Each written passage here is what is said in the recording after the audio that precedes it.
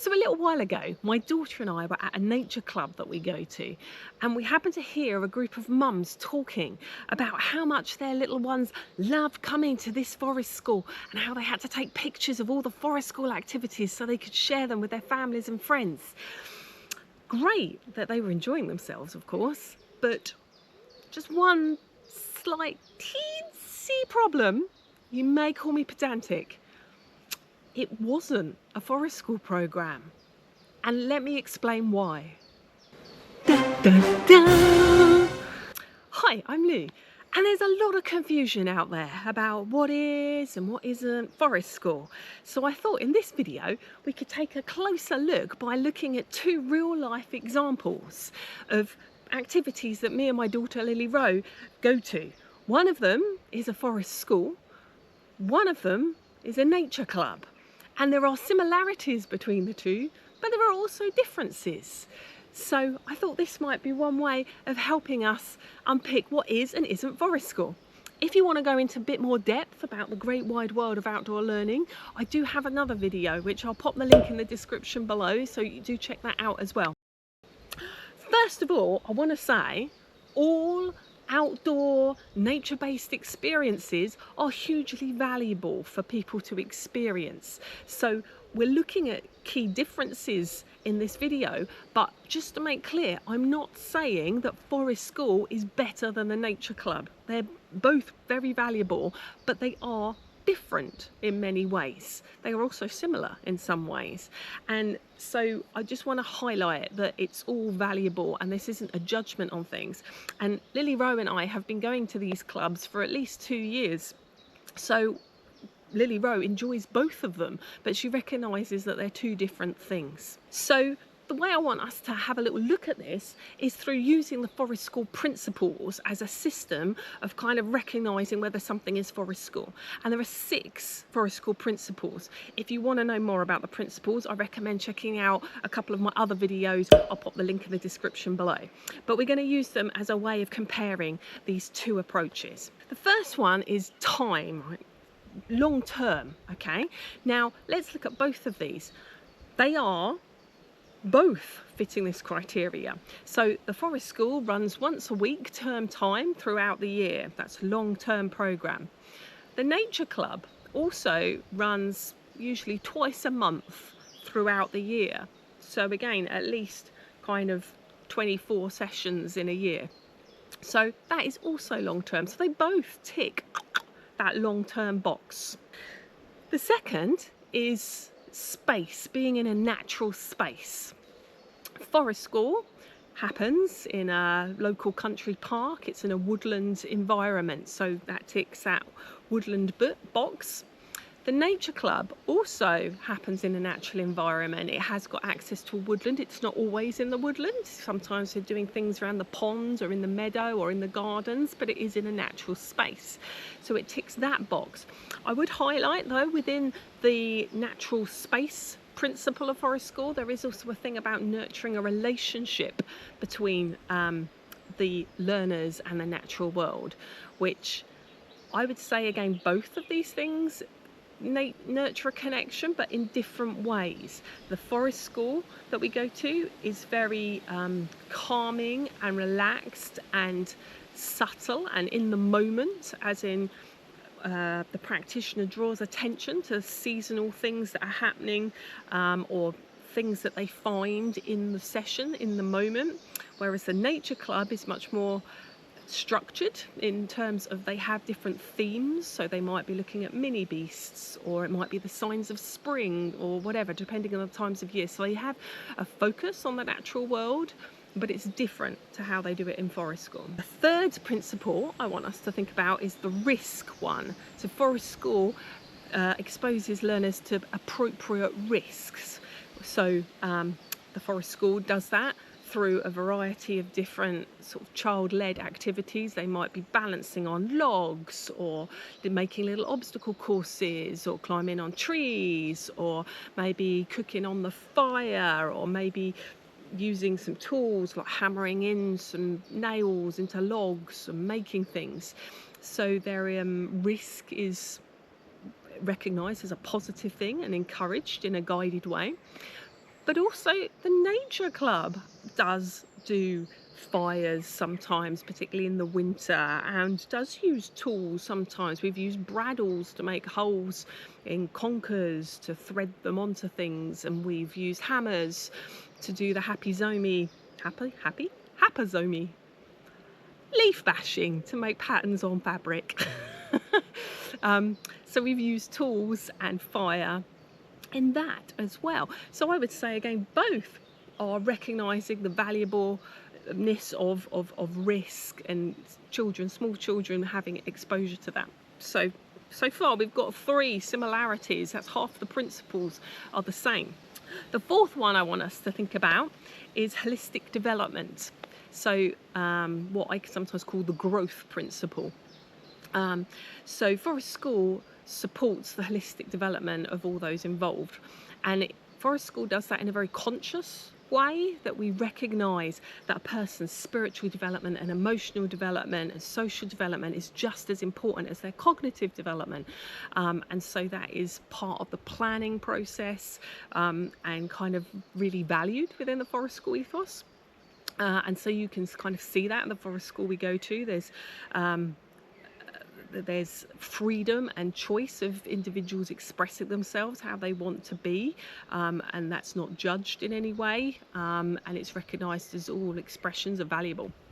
Now, the Nature Club, I would say, I'm not sure, because I don't know how they plan it and stuff, I'm not sure whether they're consciously aware of holistic development or or not. However, I would say that they do provide a range of activities in that club which nurtures different aspects of self.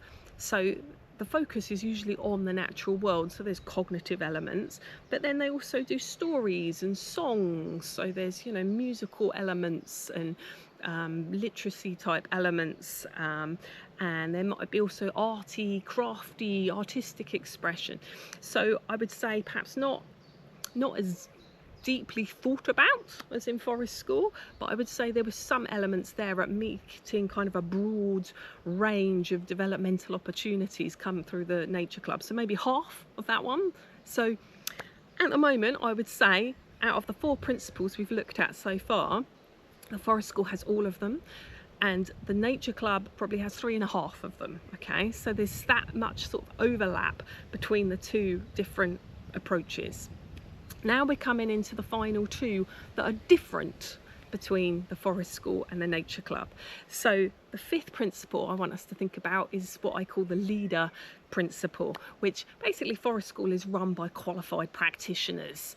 So here in the UK we have a level 3 qualification system to become a Forest School leader and run Forest School programs. So I know, because I trained them, that the Forest School we go to, they've got their level 3 qualification, so they've gone through that process, they've put in the work and the effort to do that qualification. The Nature Club, as far as I'm aware, they've not received any Forest School training, and they do have, I believe, the staff, because they're volunteer staff, I believe their background is in teaching and things. They're perhaps retired teachers, so that's not to say they haven't got experience and awareness and qualifications that are relevant to the education of children. They do, and perhaps they've even got experience of environmental education and other types of outdoor learning as well, but they just don't have the Forest School qualification, so that's very different. So there's a training process to provide Forest School. So there's a difference there. And the final one, number 6 of the Forest School principles, which perhaps is the biggest difference between these 2 approaches, is the principle that I call the learner principle. That is that Forest School uses a range of learner-centered processes to create a community for learning and well-being. Forest School is play-based fundamentally. It's learner-centered, it's learner-focused. It's about observing what the learners are interested in and then allowing them to choose and self-direct and intrinsically motivate what pathway they want to take within that, parameters.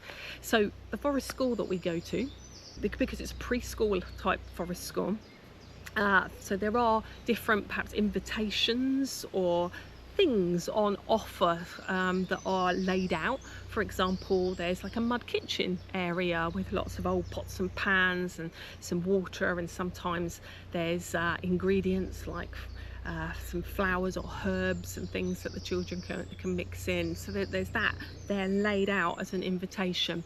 There might be some bug hunting equipment laid out. There is sometimes hammocks and slack lines and things laid out. And then sometimes there are more sort of guided experiences, like cooking things on the fire or playing certain games and things. However, the things that are laid out have been based on what they've noticed the children being interested in previous sessions. So the planning is very organic, and it evolves over time depending on what they've seen the children do and be interested in. As opposed to the nature club, that is the whole session is directed by the adults. So there is a theme of the session. So to say it's the mini beasts kind of theme, and then they've got, from sort of the word go, there is usually like a little run around, find pictures kind of game on the theme that we're looking at. Then there might be like a little activity or spotting something on the walk to get to the main site. Then there might be a variety of different crafts, like what did we do? We made a snail using a pine cone for the shell and clay for the body, for example. Then there might be actual hands-on activities like looking for mini beasts under the logs, or with the sweep nets in the grass, or pond dipping to find the aquatic invertebrates in the pond. And there might be, you know, ID sheets, and the staff are there to help in terms of labelling and identifying that more kind of cognitive skills. And then usually towards the end there's always a drink and a biscuit, and there's usually a story or a song that's on topic, right? So those experiences are always directed by the adult. The group is always doing the same thing. Everybody's doing the same thing. Everybody's making the snail with a pine cone and clay. Everybody's pond dipping. Everybody's sweep netting. Everybody's doing everything all together in like a structured, organised way. Kind of like, you know, how majority of mainstream class lessons are. You know, you have a learning objective and you do this activity, this activity, this activity, and then, you know, that's what you do, and it's led by the teacher. Yeah, same sort of approach in terms of outdoor learning. You can see kind of the difference there in terms of that principle, that on one side there's the forest school with invitations. The adults are present as a support and maybe to model certain skills and to help with certain sort of higher risk activities, but the children never are doing all the same thing. You know, there's a couple of children in the mud kitchen, one's in the hammock, some are balancing along the log, maybe some are reading stories around the fire. They're all doing different things. At the nature club, the children are all doing the same thing at the same time, and it's led by the adult. So that's kind of two very key differences. That's the 6 principles. So as you can see, there's a great deal of overlap between the two different experiences, the forest school and the nature club, but there are also some key distinct differences. Something else I would say, so I've used the 6 principles there to look at these and compare them. There is also the definition part of the forest school ethos, which is around inspirational long-term process. So the highlight is that it's a process that changes over time, and children change over time as the community forms.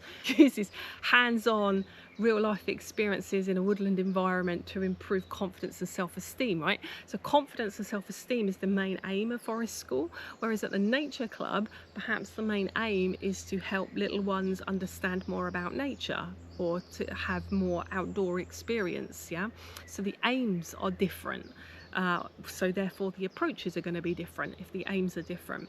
How they are is very different. I would also say that the role of the adult is very different too at the clubs.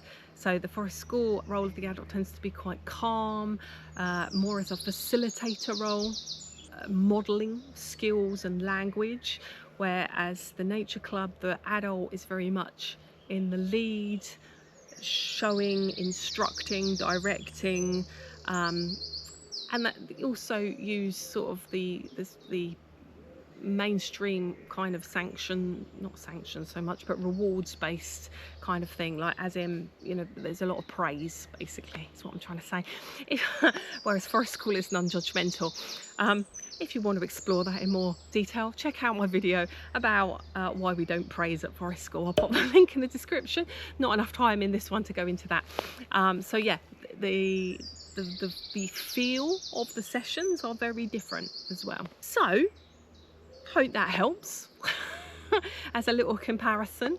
As I said at the beginning, this is not to judge one better than the other. As I said, Lily-Roe has enjoyed going to both for you know, she's been going to the forest school since she was 6 months old, and I think she's been going to the nature club since she was 18 months. So you know, she's now 4.5, so she's gone to both of these and enjoyed both of these, but they are different fundamentally. I should also point out, at this point, I probably should have said it at the beginning, is that the nature club doesn't call itself a forest school. It knows it's not a forest school. It doesn't mention forest school in any of its marketing information or anything, you know, it's got another name. But it's interesting how, despite that, still some of the parents connect any experience out in nature with little ones as forest school. And I totally understand why. There's a lot of confusion out there on the internet and all sorts of places about what forest school is. I hope that's useful as a way of exploring different ways through these case studies. Let me know what you think in the comment section below. Do you have other indicators that you use to kind of define what is and isn't a forest school process? Yeah, tell me in the comments and I'll check them out. If you've enjoyed this video, do give us a thumbs up and consider subscribing to our channel so you can join us in the woods next time. And thanks for watching. A nature club is not the same as forest school, even in the rain. The 6 principles are the key to recognise the process when you head to the trees.